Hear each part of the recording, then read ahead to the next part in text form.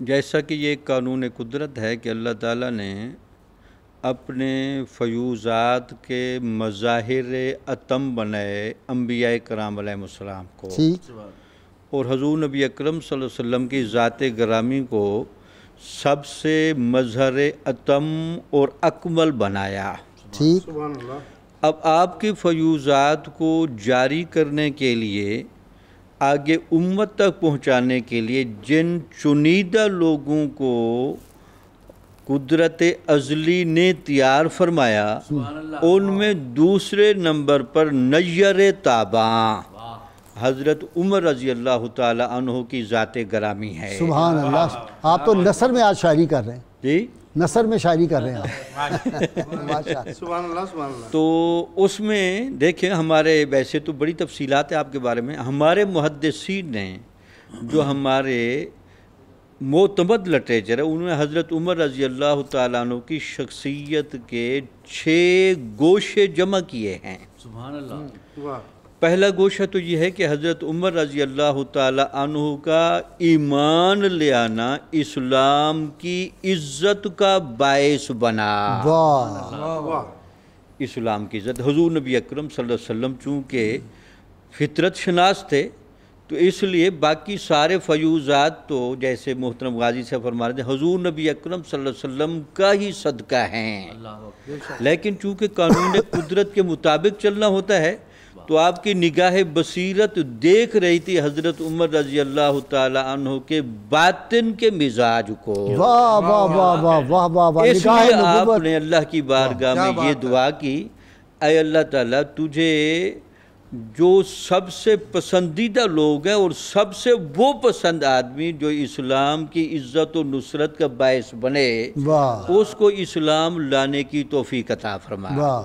تو اس میں حضرت عمر رضی اللہ تعالی عنہ کی قسمت میں یہ قرۂ فال نکلا۔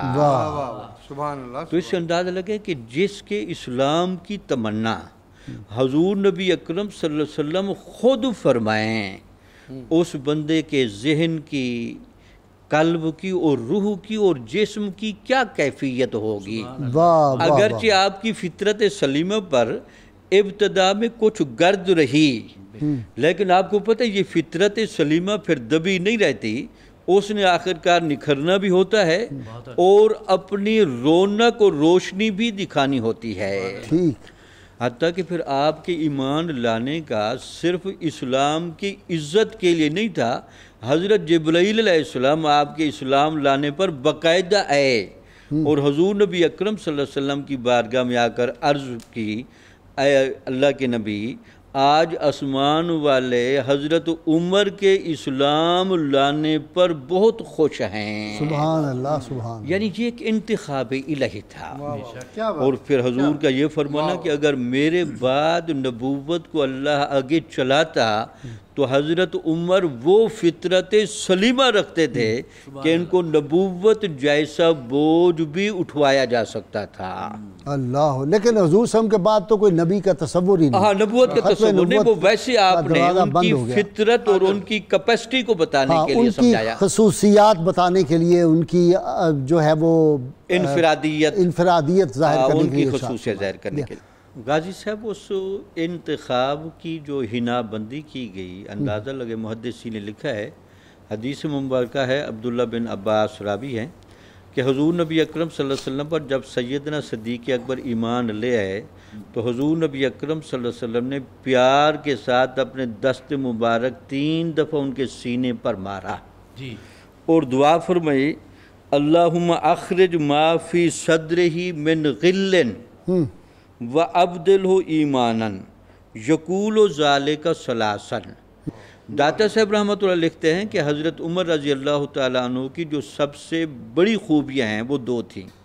ایک تو ان کو فراست ایمانی بڑی حاصل تھی، جس کے مظاہر یہی تھے کہ جو خلافت راشدہ کا رنگ تمام خلفائے راشدین کا بڑا حسین دور ہے، لیکن جو حسن و کمال یہاں جس جوبن کے ساتھ نظر آتا ہے وہ اپنی مثال آپ ہے، تو آپ کو نور فراست بڑی حاصل تھی۔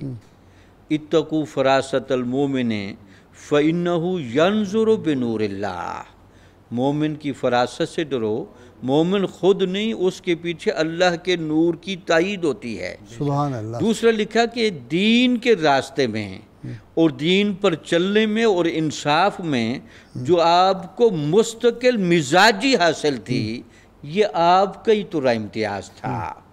یہی وجہ تھی کہ یہ بہت کم صحابہ کے حصے میں آیا کہ حضور نبی اکرم صلی اللہ علیہ وسلم اکثر موقع پر حضرت عمر رضی اللہ تعالیٰ عنہ کے ہاتھوں کو پکڑ کر اپنے دست مبارک کا لمس خاص دیتے تھے، کیونکہ آپ کی نگاہ بصیرت دیکھ رہی تھی کہ ان سے کام لیا جانا ہے تو ان کے کاموں پر میرے فیوزات کی کثرت ہو، تاکہ ہمیشہ اصابت رائے، مستقل مزاجی اور دین کے اندر پختگی، اور وہ بڑے بڑے کفر کی چٹانوں سے جب ٹکرانے کا موقع ہے تو میرا دست شفقت ساتھ ہو۔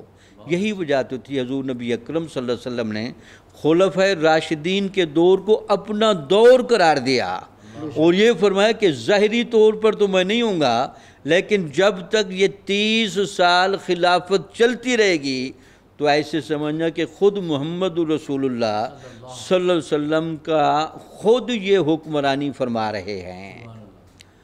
تو پھر حضرت علی رضی اللہ، جب آپ کا جنازہ اٹھایا گیا، بعض لوگ جو قرآن و حدیث سے واقف نہیں اور صحابہ کے مقام و مرتبے سے واقف نہیں، وہ حضرت علی رضی اللہ تعالی عنہ کا یہ تبصرہ سنیں۔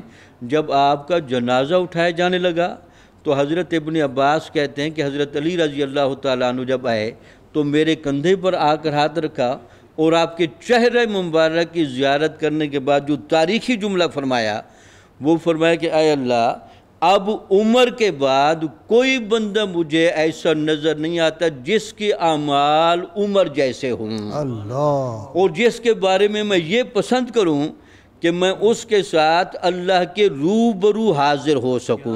اللہ۔ تو اس کا مطلب ہے کہ یہ ہمارے جو خلفائے راشدین میں اول جو 2 خلفائے راشدین ہیں، ان کو اللہ تعالیٰ نے جو امتیازات دیے، جو مقامات دیے، ان کا آپ نے تذکرہ فرمایا۔ اچھا، کافروں نے جب آپ کا اسلام لائے، کافروں نے کیا تبصرہ کیا؟ محدثین نے وہ بھی محفوظ کیا ہے۔ جب آپ اسلام لائے تو آپ کی قوم نے کہا الیوم قد انتصف القوم منا، آج ہماری قوم کا آدھا حصہ مسلمان ہو گیا ہے۔ اللہ، یعنی حضرت عمر اکیلے تھے، لیکن قریش مکہ کہتے تھے کہ آج عمر کے اسلام لانے کے بعد اب ہمارا آدھا حصہ کٹ گیا ہے۔ واہ واہ۔ تو اس میں کوئی شک نہیں کہ حضرت عبداللہ بن مسعود کہتے ہیں کہ جب آپ اسلام لائے تو آپ کے اسلام لانے کو ہم فتح اور آپ کی عمارت کو رحمت اور آپ کی وجہ سے کعبہ کے اندر نماز پڑھنے کا ہمیں موقع ملا، پہلی مرتبہ۔ پہلی مرتبہ۔ اور ویسے کیسا جلوس تھا جی، مبارک، فرشتے بھی اس پہ رش کرتے ہوں گے کہ سیدنا امیر حمزہ رضی اللہ تعالیٰ ایک جانب، سیدنا عمر فاروق رضی اللہ تعالیٰ دوسری جانب، بیچ میں امام الانبیاء صلی اللہ علیہ وسلم جا رہے ہیں، سیدنا صدیق اکبر ہیں۔ یہ کیسا نوری قافلہ تھا، اللہ اکبر، اللہ اکبر۔ اور کعبہ میں جا رہے ہیں، تلواریں لٹکائی ہوئی ہیں اور ڈر رہے ہیں، کفر لرزہ بر اندام ہے، ابتدائی دور ہے بالکل ٹھیک ہے، بالکل ٹھیک۔ تو اسلام کو عزت ملی فاروق اعظم رضی اللہ تعالیٰ عنہ کو، لیکن وہ ہمیشہ فرماتے یہ تھے کہ ہمیں اسلام نے عزت دی ہے، اسلام نے عزت، ہاں، ہماری عزت جو ہے لباس سے نہیں ہے، لباس فاخرہ سے نہیں ہے۔ ہمیں عزت دی، یا جو کچھ بھی ہمیں ملا حضور نبی اکرم صلی اللہ علیہ وسلم کے فیض اور خیرات سے ملا۔ آپ کے مقامات کا نشاندہی کرتے ہوئے محدثین نے یہ روایت بھی لی اور یہ ساستہ کی ہے کہ اللہ تعالیٰ قیامت والے دن جب جلال کی کیفیت میں ہوگا جو اس کی ہے، تو اللہ تعالیٰ فرمائے گا کہ میرے عدل کے ترازو پر کون پورا اتر سکتا ہے انبیاء کے علاوہ؟ تو اللہ تعالیٰ حضور نبی اکرم صلی اللہ علیہ وسلم سیدنا صدیق اکبر کو اشارہ کریں گے کہ آپ کھڑے ہوں۔ تو جب سیدنا صدیق اکبر رضی اللہ تعالیٰ عنہ کھڑے ہوں گے، اللہ تعالیٰ کا غضب رحمت میں بدلنا شروع ہوگا۔